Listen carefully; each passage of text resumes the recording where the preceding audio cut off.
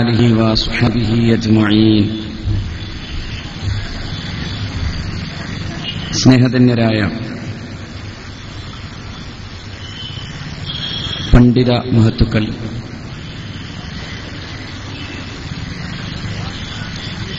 സമസ്ത കേരള ജംഇയ്യത്തുൽ ഉലമയുടെയും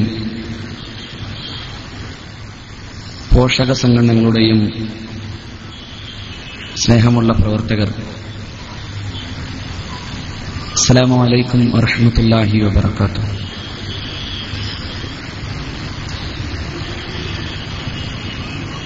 വളരെ ആവേശത്തോടെ SKSSFന്റെ സംസ്ഥാന കമ്മിറ്റിയുടെ ഭാഗമായിട്ടുള്ള ഇസ്തിഖാമയുടെ ആദർശ സമ്മേളന പരിപാടിയിൽ നമ്മൾ ഒരുമിച്ച് കൂടിയിരിക്കുകയാണ്. ഒട്ടേറെ വിഷയങ്ങൾ ഇപ്പോൾ കേരളീയ സമൂഹം, മുസ്ലിം കേരളീയ സമൂഹം ചർച്ച ചെയ്യുകയാണ്. സത്യത്തിൽ ഇന്ന് നമ്മുടെ മുമ്പിലുള്ള വിഷയം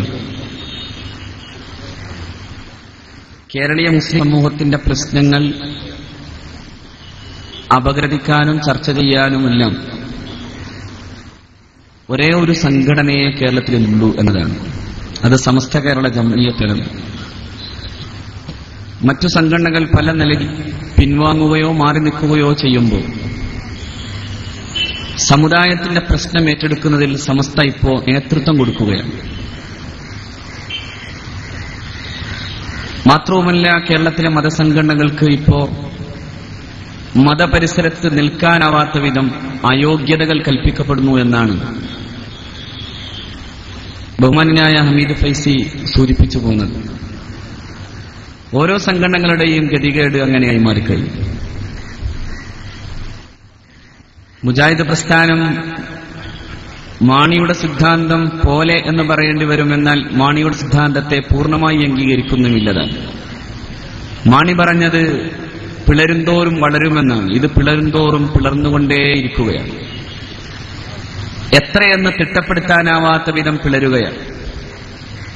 ജമാഅത്തെ ഇസ്ലാമിയെ സംബന്ധിച്ചിടത്തോളം ഇനി മതവിഷയങ്ങളിൽ ജമാഅത്തെ ഇസ്ലാമിയെ പ്രതീക്ഷിക്കേണ്ടതില്ല. കാരണം അതൊരു രാഷ്ട്രീയ പാർട്ടിയായി രൂപാന്തരം പ്രാപിച്ചു കഴിഞ്ഞു. മാത്രവുമല്ല, കേരളത്തിലെ നടന്ന ഏറ്റവും പ്രധാനപ്പെട്ട ചർച്ചകളിലൊന്നായ മുസ്ലിം പെൺകുട്ടികളുടെ വിവാഹപ്രായവുമായി ബന്ധപ്പെട്ട് വിവാഹപ്രായം എന്ന പേര് കൊണ്ടുവന്ന് ഏക സിവിൽ കോഡ് നടപ്പിലാക്കാനുള്ള ഗൂഢമായ അജണ്ടകളെ തിരിച്ചറിയാൻ ഒരു സ്പൈനൽ കോഡ് പോൽ ബാക്കിൽ, അതായത് പുറത്ത് വയ്ക്കാത്ത ഒരു വിഭാഗമായി ജമാഅത്തെ ഇസ്ലാമി മാറിക്കഴിഞ്ഞു. ശരിക്കു പറഞ്ഞാൽ നട്ടല്ലില്ലാത്തവരുടെ കൂട്ടമായി ജമാഅത്തെ ഇസ്ലാമി മാറിക്കഴിഞ്ഞു.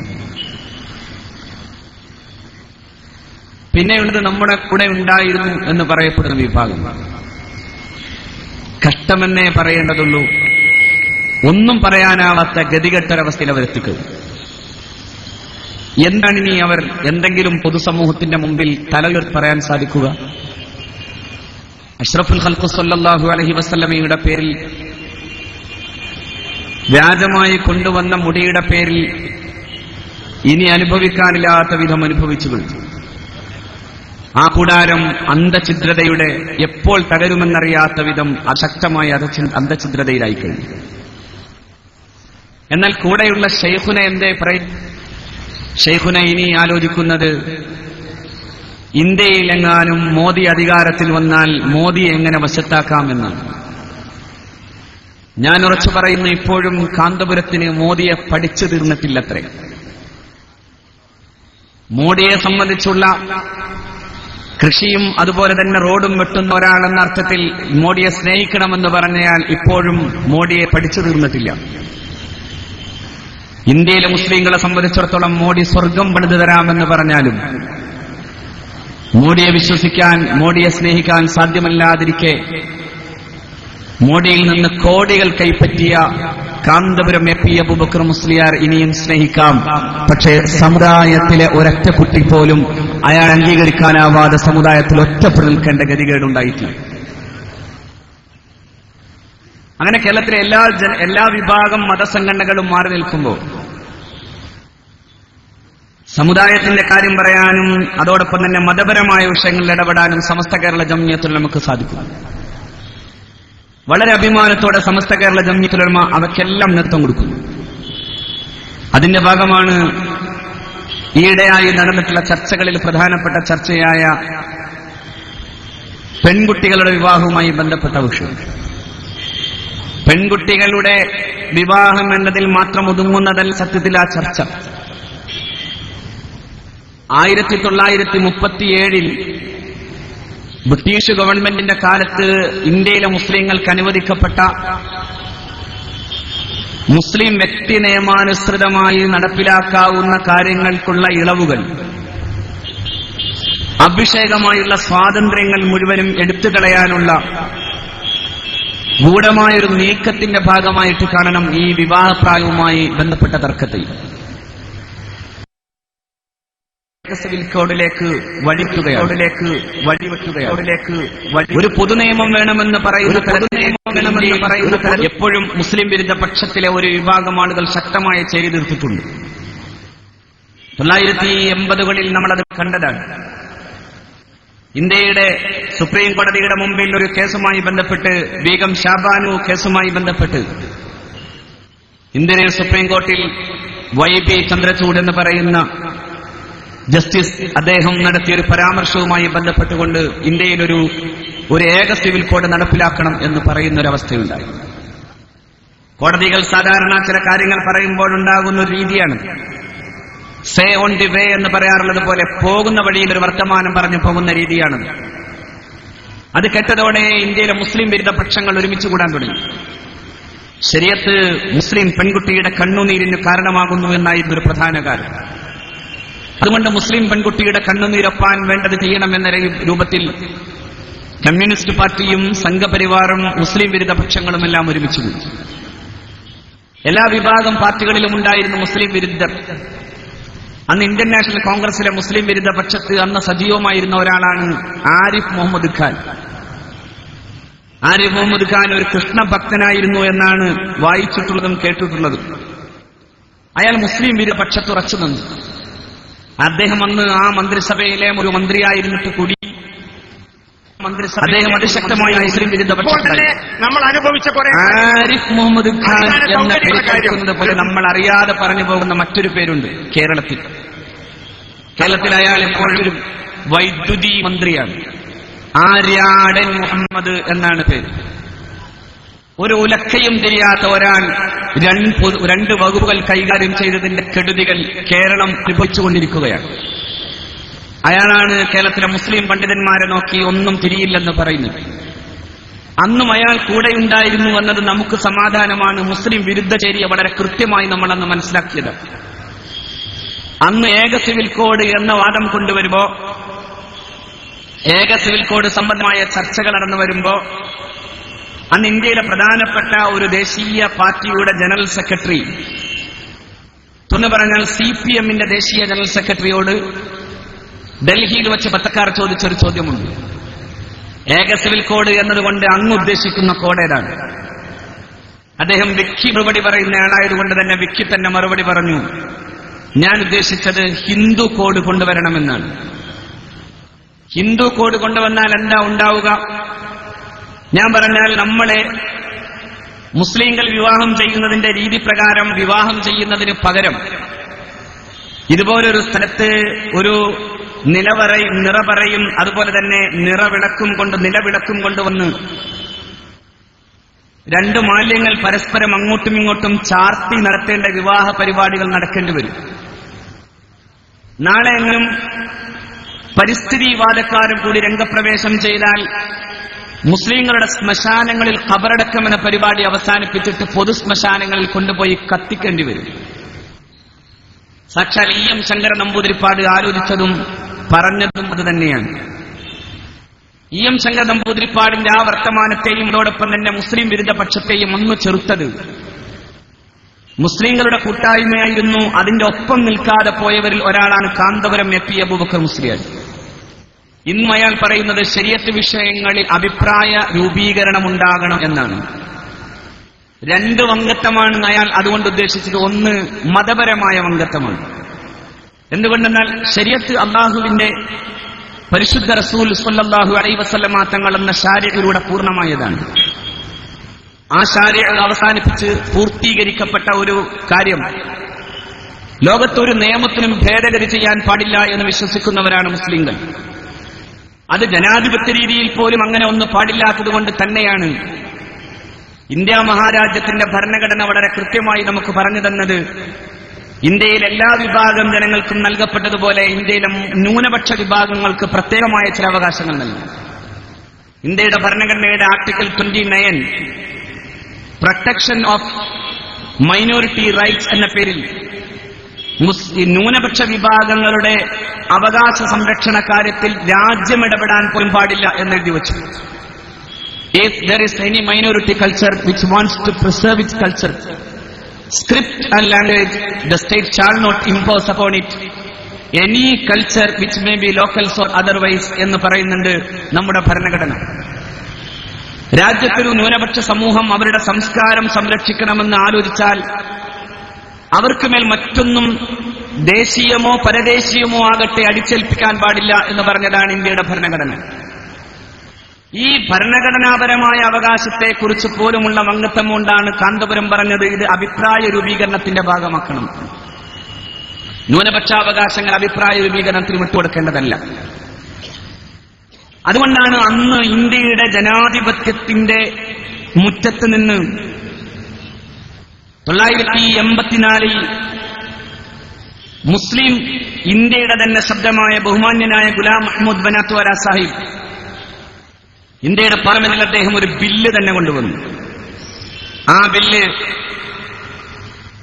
മുസ്ലിം വിമൻസ് പ്രൊട്ടക്ഷൻ ആക്ട് എന്ന പേരിലായിരുന്നു ആ ബില്ല്. ആ ബില്ലിൽ അദ്ദേഹം അത് അവതരിപ്പിച്ചുകൊണ്ട് പ്രസംഗിച്ചു. ആ പ്രസംഗം കഴിഞ്ഞപ്പോഴാണ് ഇന്ത്യയുടെ പ്രധാനമന്ത്രി പറഞ്ഞത്, അങ്ങയുടെ വികാരം ഇന്ത്യയിലെ മുസ്ലിങ്ങളുടെ വികാരമാണെങ്കിൽ ആ വികാരത്തിന്റെ ഒപ്പം ഞാനും എന്റെ ഭരണകൂടവും നിൽക്കാൻ തയ്യാറാണ്. അങ്ങയുടേതൊരു സ്വകാര്യ ബില്ലായി അവതരിപ്പിക്കേണ്ടതല്ല, അത് ഗവൺമെന്റിന്റെ ബില്ലാക്കി ഇന്ത്യയുടെ പാർലമെന്റിൽ 3/2 ഭൂരിപക്ഷമുള്ള ഞാൻ പറയുന്നു, ഇത് പാർലമെന്റിനെ കൊണ്ട് അംഗീകരിപ്പിക്കാൻ ഞാൻ തയ്യാറാണ്, അമെൻഡ് ചെയ്യാൻ ഞാൻ തയ്യാറാണ്. അതിനാണ് ഞാൻ കൂടുതൽ വിശദീകരിക്കുന്നില്ല. അന്ന് ഇന്ത്യയിൽ മുസ്ലിങ്ങൾ പൊതുവായി ഒരുമിച്ചുകൂടി മുസ്ലിം പേഴ്സണൽ ലോ ബോർഡ് ഉണ്ടാക്കി. അതിന്റെ ചെയർമാനായി അബുൽ ഹസൻ അലി നദവി സാഹിബ് ഉണ്ടായി. കേരളത്തിൽ മഹാനായ ശംസുൽ ഉലമയും ഒരുമിച്ചുകൂടി.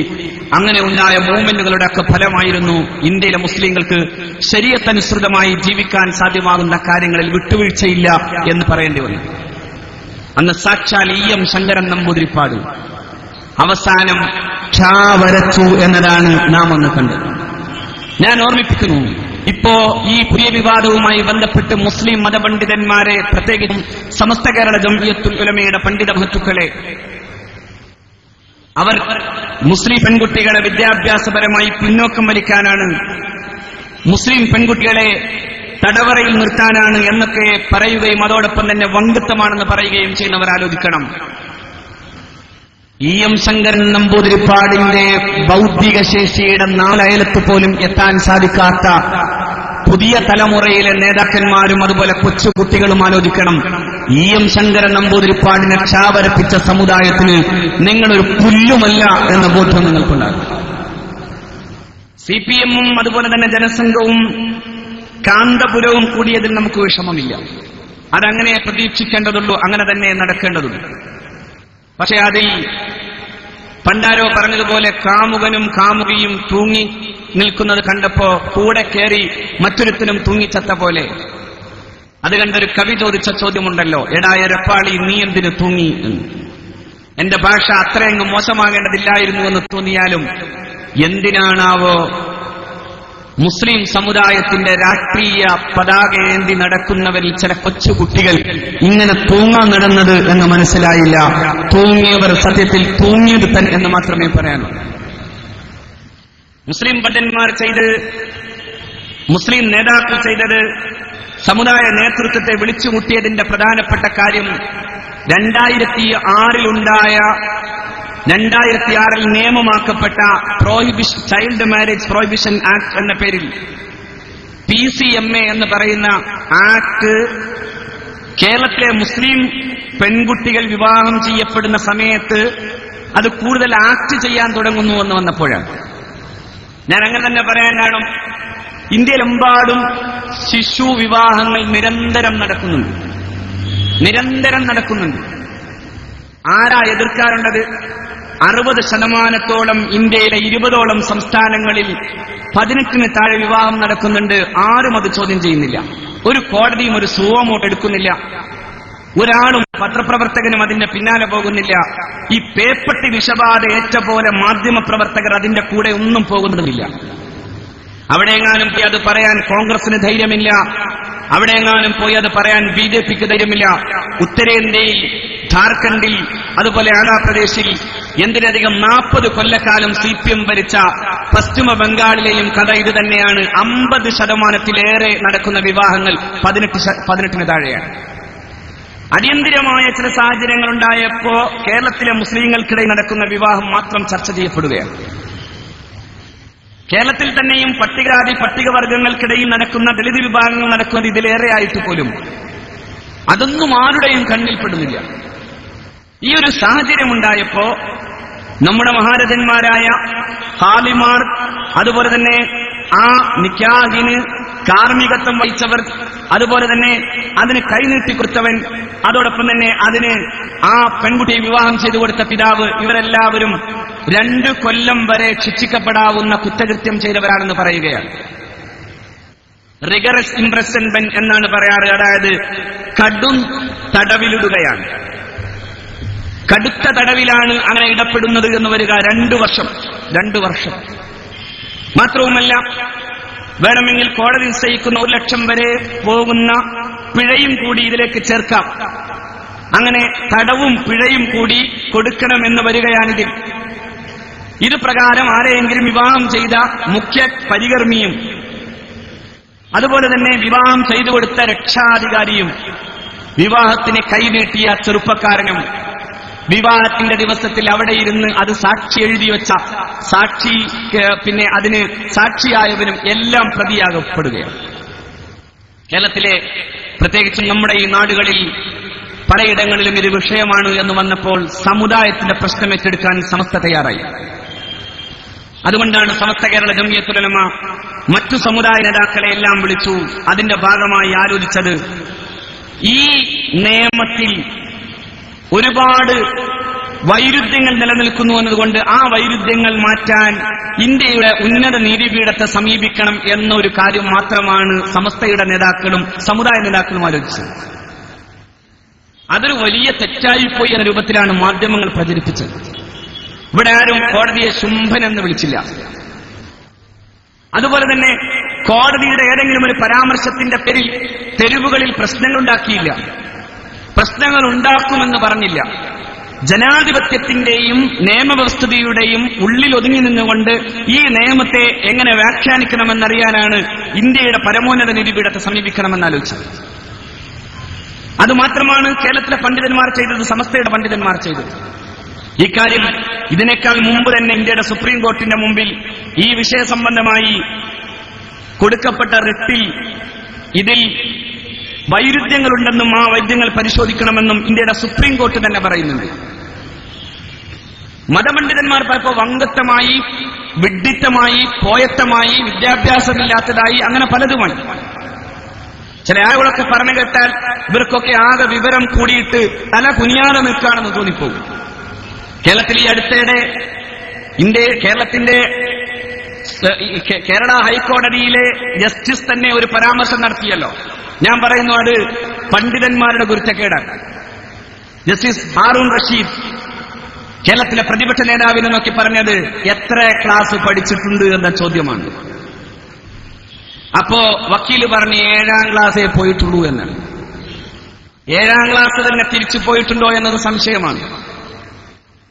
ഒന്നും അറിയില്ലെങ്കിൽ എന്റെ അടുത്ത് വന്നാൽ ഞാൻ നിയമം പറഞ്ഞു കൊടുക്കാം എന്നാണ് കേരളത്തിന്റെ പ്രതിപക്ഷ നേതാവിനെ കേരള ഹൈക്കോടതി ജസ്റ്റിസ് ഹാറൂൺ റഷീദ് വെല്ലുവിളിച്ചത്. അയാളും പറയണ കേട്ടിരുന്നു, വങ്കത്വമാണത്രേ. 14 വയസ്സിൽ മുസ്ലിം പെൺകുട്ടികളെ കെട്ടിച്ചുവിടണമെന്ന ചില ആളുകളുടെ ചിന്തയാണത്രേ. ഉള്ളിൽ 90 കഴിഞ്ഞിട്ടും ചിലതൊന്നും പോയിട്ടില്ല എന്നതുകൊണ്ടാണ് ഇങ്ങനെയൊക്കെ പറയേണ്ടി വന്നത്. 90 ആയല്ലോ, ഇനിയും ചിലതൊക്കെ അവസാനിപ്പിച്ചുകൂടെ? ഞാൻ ഓർക്കുകയാണൊരു കഥ. 2 ശിഷ്യന്മാർ ഗുരുവിന്റെ അടുക്കലേക്ക് പോകുന്ന വഴിയെ തന്നെ ഒരു ശിഷ്യൻ അബലയായി റോട്ടിൽ വഴിമധ്യേ തളർന്നു കിടക്കുന്ന ഒരു സ്ത്രീയെ കണ്ടു. അവരെ മനുഷ്യത്വത്തിന്റെ പേരിൽ എടുക്കൊണ്ടുപോയി സുരക്ഷിത സ്ഥലത്തെത്തിച്ചു. രണ്ടാമൻ ഇങ്ങനെ ആലോചിക്കാൻ, ഇവനെപ്പോ എവിടെയൊക്കെ പിടിച്ചിട്ടുണ്ടാകും, തടവിയിട്ടുണ്ടാകും, തൊട്ടിട്ടുണ്ടാകും. എല്ലാം കഴിഞ്ഞ് ഗുരുവിന്റെ മുമ്പിൽ ചെന്നപ്പോ 1-ാം ശിഷ്യന്റെ മുമ്പേ തന്നെ 2-ാം ശിഷ്യൻ ചെന്നിട്ട് പറഞ്ഞു, ഇയാൾ ഇങ്ങനൊരു വലിയ പാതകം ചെയ്തിട്ടാണ് വരുന്നത് എന്ന്. 1-ാമനോട് വിശദീകരണം ചോദിച്ചപ്പോ 1-ാമൻ പറഞ്ഞു, ഞാൻ മനുഷ്യത്വത്തിന്റെ പേരിൽ അങ്ങനെ ചെയ്തതാണ്, ഞാൻ ആ സ്ത്രീയെ സുരക്ഷിത സ്ഥലത്തെത്തിക്കുകയും ചെയ്തു എന്ന് പറഞ്ഞു. അപ്പോ 2-ാമനോട് ഗുരുനാഥൻ പറയുന്നുണ്ട്, അവൻ അവിടെ നിന്ന് ഏറ്റി സുരക്ഷിത സ്ഥലത്തെത്തിച്ചു, പക്ഷേ നീ ഇപ്പോഴും ഇറക്കി വച്ചിട്ടില്ല. അച്യുതാനന്ദന്റെ വർത്തമാനം കേട്ടാൽ തോന്നുക അങ്ങനെയാണ്, ഇപ്പോഴും അയാൾ പലതും ഇറക്കി വച്ചിട്ടില്ല. അതുകൊണ്ടാണ് 90-ാം വയസ്സിലും ഇങ്ങനെയുള്ള പരിപാടികൾ തുടങ്ങുന്നത്. ഞാൻ പറഞ്ഞത്, ഇന്ത്യയുടെ സുപ്രീം കോർട്ട് 2009 തോന്നുന്നു, 2009 ഇന്ത്യയുടെ സുപ്രീം കോർട്ട് ഇന്ത്യയുടെ നിയമവകുപ്പിനൊരു കത്തെഴുതുന്നുണ്ട്. ആ കത്തിന് പരിഹാരമായി ഇങ്ങനെയാണ് കാര്യങ്ങൾ നിശ്ചയിച്ചത്. അതായത് ഒരു ലോ കമ്മീഷനെ നിശ്ചയിക്കണം. എന്തിനാ ലോ കമ്മീഷൻ? ഈ 2006 നിയമത്തിൽ ഒരുപാട് വസ്തുതാപരമായ തെറ്റുകളുണ്ട്, അതിൽ ഒരുപാട് കോൺട്രവേഴ്സീസുകളുണ്ട്, അതുകൊണ്ട് അത് മാറ്റിയെടുക്കാൻ എന്തെങ്കിലും ചെയ്യണം എന്നായിരുന്നു. വസ്തുതാപരമായ തെറ്റുണ്ട്, പാർലമെന്റ് പാസാക്കിയതല്ലേ, അതുകൊണ്ട് അപ്രമാദിതമാവില്ലേ എന്നൊക്കെയാണ് ജമാഅത്തെ ഇസ്ലാമിയുടെ നേതാക്കളൊക്കെ പറയുന്നത്. എന്നാ ഇവർക്ക് പാർലമെന്റ് തുടങ്ങിയതാവോ? പണ്ട് പാർലമെന്റ് എന്താണെന്ന് പോലും അറിയാതിരുന്നവർ, താകൂത്തിയൻ ഭരണം എന്നൊക്കെ വിളിച്ചു പറഞ്ഞവർ, പാർലമെന്റ് പാസാക്കിയത് കൊണ്ട് മാത്രം ഒരു നിയമം നിയമമാകുമെന്നല്ലാതെ ആ നിയമത്തെ ചോദ്യം ചെയ്യാൻ പാടില്ല എന്നെവിടെയും എഴുതി വെക്കപ്പെട്ടിട്ടില്ല. മാത്രവുമല്ല, നമ്മുടെ പാർലമെന്റിൽ എല്ലാവരും വലിയ വിവരം ഉള്ളവരാണെന്നൊന്നും നമുക്ക് അഭിപ്രായമില്ല. ഫൂലൻ ദേവി ഒരിക്കൽ പാർലമെന്റിലുണ്ടായിരുന്നു. പണ്ടൊരു MP കുറിച്ച് പറയുന്നത് കേട്ടത്, അയാൾ UP യിൽ നിന്ന് പാർലമെന്റിലെത്തി ഡൽഹി കണ്ടപ്പോഴാണ് ആദ്യമായി തീവണ്ടി കണ്ടതത്രേ, ട്രെയിൻ. അങ്ങനെയാണ് നമ്മുടെ MP-മാരിൽ പലരുടെയും വിവരം, എല്ലാവരും അങ്ങനെയാണെന്നല്ല. അങ്ങനെയുള്ളവർ കണ്ണുമിഴിച്ചിരിക്കുമ്പോ, നന്നായി വിവരമുള്ളവർ ഉറങ്ങിയിരിക്കുമ്പോഴുമായിരിക്കാം ഈ 2006 ആക്ട് പാസ്സായിട്ടുണ്ടാവുക. അവിടെ ഒരു ഗുലാം മഹ്മൂദ് ബനാത്വാല ഇല്ലാതെ പോയി എന്നതൊരു സങ്കടം തന്നെയാണ്. 2006 ഈ ആക്ടിനെ കുറിച്ചാണ് ഇന്ത്യയുടെ സുപ്രീം കോർട്ടിന്റെ ഈ ആവശ്യപ്രകാരം നടക്കപ്പെട്ട ഈ കമ്മീഷന്റെ റിപ്പോർട്ടിന്റെ തുടക്കത്തിൽ ഇങ്ങനെ പറയുന്നുണ്ട്, the supreme court of India in writ petition criminal number 81 of 2006 has requested law commission to assist with certain issues relating to child marriage. The Supreme Court in its order dated 27/2006 has also noted that different laws specify different ages while defining a child, and there are various contradictions between these legislations എന്നാണ് തുടങ്ങുന്നത്. ഒരുപാട് contradictions, ഒരുപാട് വൈരുദ്ധ്യങ്ങൾ ഇതിനുണ്ട്. ആ വൈരുദ്ധ്യങ്ങൾ തീർക്കാൻ എന്തെങ്കിലും ഒരു പോംവഴി ചെയ്യണമെന്നാണ് ഇന്ത്യൻ സുപ്രീം കോർട്ട് തന്നെ ഇന്ത്യയുടെ നിയമകാര്യ വകുപ്പിനോട് ആവശ്യപ്പെടുന്നത്. ഇതിനല്ലേ സമസ്ത കേരള ജമിയത്തുൽ ഉലമയുടെ പണ്ഡിതന്മാരും പറഞ്ഞത്? സമസ്തയുടെ പണ്ഡിതന്മാർ പറഞ്ഞത് വളരെ കൃത്യമാണ്. ഇന്ത്യയുടെ ബ്രിട്ടീഷുകാർ ഉള്ള കാലത്ത് തന്നെ 1900 ഇന്ത്യയുടെ സ്വാതന്ത്ര്യത്തിന് മുമ്പ് തന്നെ ഇന്ത്യൻ പീനൽ കോഡ് എന്ന പേരിൽ ശിക്ഷ നിയമങ്ങൾക്ക് കൃത്യമായി ഒരു വ്യവസ്ഥാപിത സംവിധാനമൊരുക്കി. IPC. ഈ IPCയുടെ 494 വകുപ്പ് പല പെണ്ണുങ്ങളെ വിവാഹം ചെയ്യുന്നതോ അതുപോലെ തന്നെ പല ആണുങ്ങളെ ഭർത്താക്കന്മാരായി വരിക്കുന്നതോ ബിഗമി എന്ന പേരിൽ വലിയൊരു കുറ്റമാണ്. 7 വർഷം കഠിന തടവിന് ശിക്ഷിക്കാവുന്നതാണ്. അതായത് ബഹുഭാര്യ പാടില്ല, ബഹുഭർത്തൃ പാടില്ല, രണ്ടും പാടില്ല. രണ്ടിനും കൂടി പറയുന്നതാണ് ബിഗമി. ഒരു പെണ്ണിന് 1, 2, 3, 4 ആണുങ്ങളെ സ്വീകരിക്കാൻ പറ്റില്ല. തിരിച്ചും അങ്ങനെയാണ്, ഒരാണിന് 1, 2, 3, 4 പെണ്ണുങ്ങളെ പറ്റൂല. ഇന്ത്യയുടെ ശിക്ഷാ നിയമപ്രകാരം 7 കൊല്ലം തടവിന് ശിക്ഷിക്കപ്പെടും. അവിടെ വളരെ കൃത്യമായി ഇന്ത്യൻ പീനൽ കോഡിന്റെ ഈ സെക്ഷൻ പറയുന്നിടത്ത് വിശദീകരിച്ചു പറഞ്ഞു, മുസ്ലിങ്ങൾക്ക് അവരുടെ മുസ്ലിം പേഴ്സണൽ ലോ പ്രകാരം അവർക്ക് അനുവദനീയമാക്കപ്പെട്ടതാണ് 2, 3, 4 വരെ പെണ്ണ് കെട്ടാൻ. അതുകൊണ്ട് അവർക്കതിൽ പ്രശ്നമില്ല എന്ന്. ഞാൻ ജമാഅത്തെ ഇസ്ലാമി സുഹൃത്തുക്കളോട് ചോദിക്കുന്നു, ഈ 2 ദിവസം മുമ്പ് നിങ്ങളുടെ ശൂറയിലെ ഒരു മെമ്പർ വലിയൊരു പിഴവ് പഴിച്ചു. നമ്മളൊക്കെ അത് വാർത്തയിൽ കണ്ടതും കേട്ടതും ഇന്ന് വായിച്ചു തീർന്നതുമാണ്. വ്യക്തിഹത്യയിലേക്ക് ഞാൻ കടക്കുന്നില്ലെങ്കിലും സൂചിപ്പിക്കട്ടെ, IPCയുടെ ഈ 494 വകുപ്പില്ലായിരുന്നുവെങ്കിൽ അവിഹിതം നടന്നതിന് ശേഷം പിന്നെ ഒന്ന് പെണ്ണ് കെട്ടിക്കാൻ തീരുമാനിക്കുന്നിടത്ത് സാക്ഷിയായതിന്റെ പേരിൽ ജമാഅത്തിന്റെ പ്രമുഖ നേതാക്കളെ കൂടി ക്രിമിനൽ ഒഫൻസിന്റെ പേരിൽ കൊണ്ടുപോകില്ലായിരുന്നോ? രക്ഷപ്പെടുത്തിയത് സത്യത്തിൽ മുസ്ലിം പേഴ്സണൽ ലോ അല്ലേ? മുസ്ലിം പേഴ്സണൽ ലോയെ ഇല്ലായിരുന്നുവെങ്കിൽ ഈ 2 ദിവസങ്ങൾക്കിടയിൽ നടന്ന സംഭവങ്ങളും നാടകങ്ങളും ഇന്ന് നാം പത്രത്തിൽ വായിച്ചതുപോലെയാണെങ്കിൽ അവിഹിതാനന്തരം നടക്കപ്പെട്ട നിർബന്ധിത വിവാഹത്തിന് നേരത്തെ ഒരു വിവാഹം ചെയ്ത മാന്യദേഹത്തിന് 2ാം വിവാഹം നടത്തിക്കൊടുക്കാൻ സാക്ഷിയാവുകയും കൂട്ടുകാവുകയും മാപ്പ് സാക്ഷിയാവുകയും ചെയ്തവർക്കെതിരെ ക്രിമിനൽ ഒഫൻസിന് കേസെടുക്കേണ്ടി വരുമായിരുന്നു. രക്ഷപ്പെടുത്തിയത് മുസ്ലിം പേഴ്സണൽ ലോയാണ്. എന്താ ഇന്ത്യയിലെ മുസ്ലിം പേഴ്സണൽ ലോ? മുസ്ലിം പേഴ്സണൽ ലോ നമുക്ക് പറഞ്ഞു തരുന്നത് ഇങ്ങനെയാണ്: വിവാഹം, സ്വത്തവകാശം, അതുപോലെ തന്നെ വിവാഹവുമായി ബന്ധപ്പെട്ട ഒരുപാട് വിഷയങ്ങളുണ്ട്. ഈ ഇലാവും ഖുൽഉം അതുപോലെ തന്നെ പിന്നെ മറ്റു കാര്യങ്ങളുമെല്ലാം അതിൽ നിരന്തരം വിശദീകരിക്കുന്നു. ഇലാവൊക്കെ ഈ നിയമവിദ്യാർത്ഥി പഠിക്കാറുള്ളതാണ്. ഖുൽ പഠിക്കണം. ഖുലാന്നാണ് ഖുൽ എന്നല്ലെങ്കിലും ഇംഗ്ലീഷിൽ അങ്ങനെയാണ് പറയുക, ഖുൽ എന്നല്ല. അതുപോലെ തന്നെ ലിആൻ, ലിഹാർ എല്ലാം ഉണ്ട്. അതുപോലെ തന്നെ തലാഖ് ഉണ്ട്, ഡിസൊല്യൂഷൻ ഓഫ് മാരേജ് എന്ന പേരിൽ പിന്നെ വിവാഹബന്ധം ഏർപ്പെടുത്തുന്ന മറ്റു കാര്യങ്ങളുമുണ്ട്. അതുപോലെ മരണാനന്തര സ്വത്ത് വീതം വെക്കലുണ്ട്. ഇതെല്ലാം കൂട്ടിത്തരും. ഈ നിയമങ്ങളിൽ മുസ്ലിങ്ങളുടെ ശരീഅത്ത് പ്രകാരം നടപ്പിലാക്കാവുന്ന അത്തരം നിയമങ്ങൾ എന്ന് പറയുന്നത് മുസ്ലിം പേഴ്സണൽ ലോ. അതിന് സെക്ഷൻ 2 കറക്റ്റായി തന്നെ പറയുന്നുണ്ട്. കസ്റ്റമറി ലോ ഉൾപ്പെടെയുള്ള ഇന്ത്യയിലെ പൊതു നിയമങ്ങൾ ഈ മുസ്ലിം ലോയോട് മത്സരിക്കേണ്ടതില്ല. ഈ വിഷയങ്ങളിൽ മുസ്ലിങ്ങളാണ് ഇതിലെ കക്ഷികളെങ്കിൽ ആ കക്ഷികൾക്ക് മുസ്ലിം ലോ പ്രകാരം വിഷയം നടപ്പിലാക്കി കൊടുക്കണമെന്ന് വന്നാൽ അവിടെ മറ്റു നിയമങ്ങൾ ബാധകമല്ലാത്ത വിധം മുസ്ലിം ലോയാണ് ബാധകമാവുക എന്നാണ് ഇന്ത്യയിലെ 937 ആക്ട് ചെയ്യപ്പെട്ട നിയമമാക്കപ്പെട്ട ഈ നിയമം പറഞ്ഞു തരുന്നത്. ഈ നിയമത്തിനെതിരെയുള്ള കണ്ടകൊല്ല കോടതിയാണ് യഥാർത്ഥത്തിൽ ഈ 2006 ഈ പ്രൊഹിബിഷൻ ആക്ട്. പതുക്കെ ഓരോന്നെടുക്കണം എന്നതാണ് ചില ബുദ്ധികേന്ദ്രങ്ങൾ ആലോചിക്കുന്നത്. അത് മനസ്സിലാകാതെ ആരെങ്കിലും പാർലമെന്റിൽ ഉറങ്ങിയെന്നോ എന്ന് ഞാൻ പറയുന്നില്ല.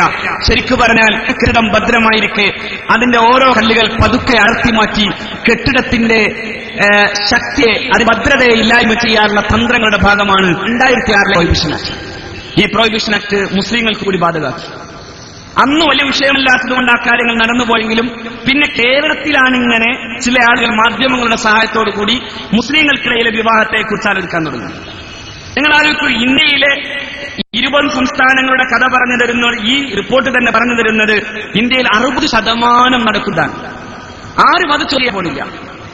20 സംസ്ഥാനങ്ങളെ എണ്ണിയോട് കേരളം പോലില്ല. അതിലേറെ ആന്ധ്രയും ബീഹാറും UPയും മഹാരാഷ്ട്രയും പശ്ചിമ ബംഗാളും എല്ലാം ഉൾക്കൊള്ളുന്നതാണ് ഈ പറയപ്പെടുന്നത്. അതിൽ 60% ഇന്ത്യയുടെ ഗ്രാമങ്ങളിൽ നടന്നുകൊണ്ടിരിക്കുന്നു. അതിന്റെ കാരണം എന്താ? കാരണം ഈ ലോ കമ്മീഷന്റെ റിപ്പോർട്ട് പറയുന്നത് ടെക്സ്റ്റ് ലൈക്ക് മനുസ്മൃതി എന്നാണ്. മനുസ്മൃതി പോലെയുള്ള ഗ്രന്ഥങ്ങൾ. മനുസ്മൃതി പറയുന്നത് ഒരു പെൺകുട്ടി ഋതുവായതിനു ശേഷം അവളെ വിവാഹം ചെയ്തു കൊടുക്കാൻ പിതാവോ സഹോദരനോ തയ്യാറല്ലെങ്കിൽ അവർ നരകത്തിലേക്ക് പോകുമെന്നാണ്. അവർക്ക് മോക്ഷം ലഭ്യമല്ലെന്നാണ്, നിന്ദ്യനായി പോകുമെന്നാണ്.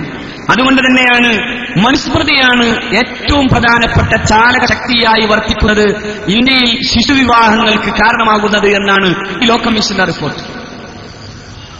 പക്ഷെ അതൊക്കെ തിരിച്ചു മുസ്ലിങ്ങളെ നേരെയാക്കുക. മുസ്ലിങ്ങൾ ആരും ഇങ്ങനെ പറയുന്നില്ല. മാത്രവുമല്ല, ഇവിടെ ആരും 18ന്റെ മുമ്പ് കഴിച്ചേ തീരൂ എന്നും പറയുന്നില്ല. ഒരുപാട് കണക്കുകൾ നമ്മുടെ മുമ്പിൽ. ഞാൻ വിശദീകരിക്കാൻ എന്റെ സമയം പരിമിതമാണ്. ഒരുപാട് കണക്കുകൾ, ലോകത്ത് തന്നെ കണക്കുകൾ. ഏതാണ്ട് 70ഓളം രാജ്യങ്ങൾ 18 നിർബന്ധമാക്കുന്നില്ല.